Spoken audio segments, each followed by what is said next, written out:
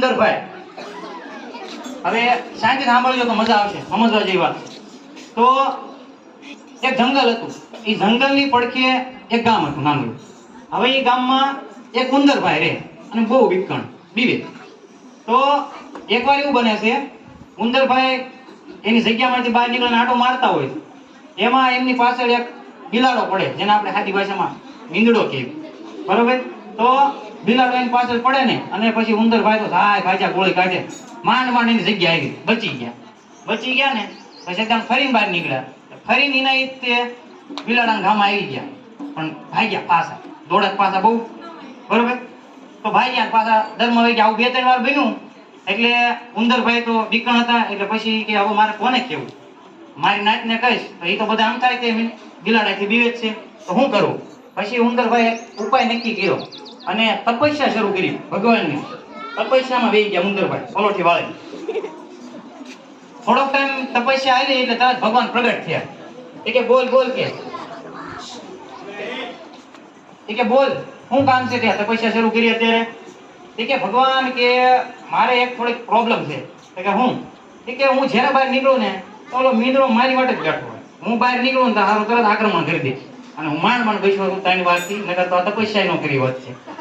તો કે શું કરું તું બોલ? કે ભગવાન એમ કરો, તમે મને છે ને બિલાડો બનાવી દો, હું બિલાડો બની જાઉં પછી બીવું જ નહીં. ભગવાન કે કાંઈ વાંધો નહીં, તથાસ્તુ, જા, તારું સારું થાય. વાંધો નહીં. બિલાડા ભાઈ ઉંદરભાઈ હવે બિલાડો બની ગયા એટલે એને એમ કે હવે કાંઈ વાંધો નહીં આવે. બહાર નીકળ્યા, ઓલા બિલાડાએ કાંઈ ન કર્યું. એકવાર હાલતા એ ગામમાં નીકળી ગયા. આપણે ક્યારેક આમ કેમ આટા મારવા નહીં નીકળે જરા છોકરા બધા આગા, તો એમ બિલાડા ભાઈ કે નીકળી ગયા આગા નીકળ્યા ને, એમાં ઓલા શેરીમાં, દરેક શેરીમાં એક ડાઘો કૂતરો હોય, બરોબર? તો એવા 2-3 કૂતરા આમ ઉતા હતા, અને આ બિલાડાને કે આપણને ક્યાં કાં ઓળખે, આપણે હાલ્યા જઈએ કે તે વચ્ચે જે હાલવા ગયો અને ઓલા કૂતરા નાખે આમ ખુલી ગઈ. હાલ શિકાર હતો. ત્રણે કોઈ ભણવાનું ચાલુ કર્યું, એવા ભાગ્યા ને વાહે, અને જાય ઓલો બિલાડો મંડ્યું ઠેકી, માંડ ઘર આવ્યો ને હાથી ગયો. 5 મિનિટ સુધી ક્યાંય બોલી જ નહીં, હા કરું, બરોબર? પછી ફરી વાર એવું ને એવું બન્યું 2-3 દી પછી. એટલે હવે પાછો મૂંઝાણો, અને એ પાસે રસ્તો કયો હતો? એક જ હતો. કોને કહેવાનું? ભગવાનને. પાછી તપસ્યા ચાલુ કરી, પલોઠી વાળા ના વખતે મીંદડાય, બરોબર? તપસ્યા શરૂ કરી એટલે થોડાક ટાઈમમાં ભગવાન પ્રગટ થઈ ગયા. બોલ કે તે મને કેમ ફરી સંભાળ્યો? કે ભગવાન પાછી થોડીક પ્રોબ્લેમ થઈ ગઈ. શું પ્રોબ્લેમ છે તને? હવે તને મેં બિલાડો બનાવી દીધો. કે ભગવાન સારું, મને આ બિલાડો તો નહીં જતો, પણ હું ગામમાં ગયો ને, પેલા ડાઘા કૂતરા કે મને ગામમાં નીકળવા જ નથી દેતા. હું નીકળ્યો તો મને મંડ્યું ઠેકાય. તો હવે ભગવાન કે વાંધો ને, જે થયું હવે તાર કરવું શું? એ કે ને, એ કે મારી પાસે એક ઉપાય છે. કે ભગવાન કે બોલ, શું ઉપાય છે તારી પાસે? એમ કરો, તમે મને છે ને ડાઘો કૂતરો બનાવી. ડાઘા કૂતરાથી બધા બીવે કે કોઈ નો ખરી કરે એમ. ભગવાન કે તથાસ્તુ, જા, તારું સારું થાય. ડાઘો કૂતરો બની ગયો, બરોબર? ડાઘો કૂતરો બની ગયો ને એટલે ગામમાં આટા મારે, પણ ઓલા બીજા કૂતરા એ કાંઈ આના શાળા ન લે. પણ એક વખત આપણે વાત થઈ એમ શરૂઆતમાં કે આ જંગલ પડખેનું ગામ હતું. તો આ ભાઈ એકદમ હાલતા ગામની બહાર નીકળી ગયા, જંગલમાં ગઈ આટા મારતા જંગલમાં ગરી ગયા.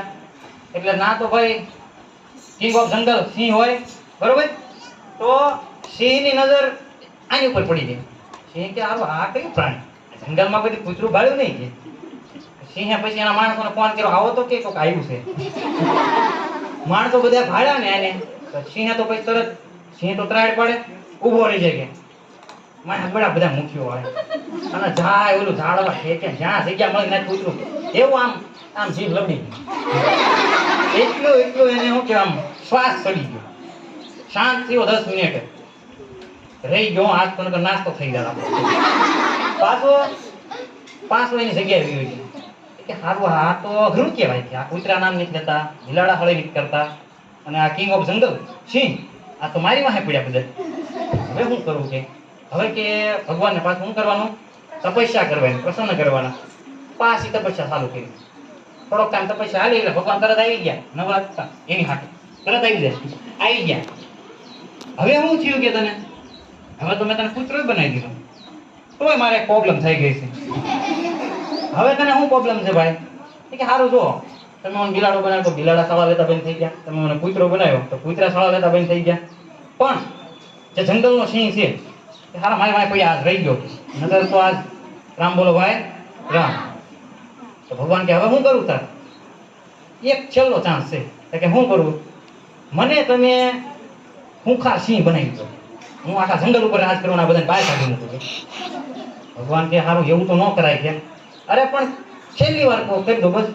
ભગવાન કે તથાસ્તુ, તારું સારું થાય જા. બોલો ડાઘા કૂતરામાંથી ડાઘો સિંહ બની ગયો, મોટો હટ્ટો કટ્ટો રાજા. ઉપડ્યો જંગલમાં, શેરીમાં કોઈ એનું નામ લે નહીં હવે.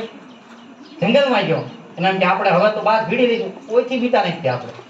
ગયો જંગલમાં, જંગલમાં ગયો એટલે જંગલનો રાજા સિંહ જેના અંદર પહેલેથી હાજર હતો એનું ધ્યાન આની ઉપર પડી ગયું કે આ નવો સિંહ છે, આ નવા જંગલનો રાજા લાગે, આ આપણા એરિયામાં ન કરવો પડે. પાછો ફોન લગાવ્યો, આવો તો બિરબલ. બિરબલ ને અકબર ને બધા જેટલા હતા એના માણસો આવી ગયા તરત તીર કામઠા લઈ લઈને. શું થયું તો કે ઓલો સિંહ રહ્યો નહીં, મને થોડોક ખતરનાક લાગે છે, આમાં જરીક ફરકો કરવો પડશે આપણે. કાંઈ વાંધો નહીં છે.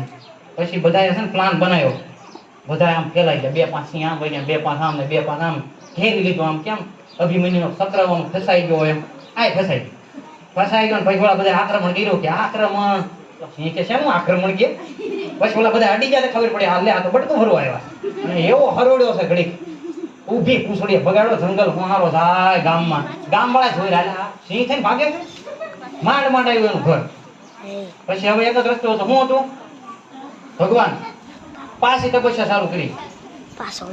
ભગવાન આયા, હવે શું છે કે હવે તો જે છેલ્લું બનાવ્યું હતું તેને બધા બનાવી દીધું, હવે કાંઈ થાય એવું નથી. કે ભગવાન બહુ મોટી પ્રોબ્લેમ થઈ ગઈ. એટલે આ વખતે આ લોકોએ મને સિંહે એકે મન નો માર્યો.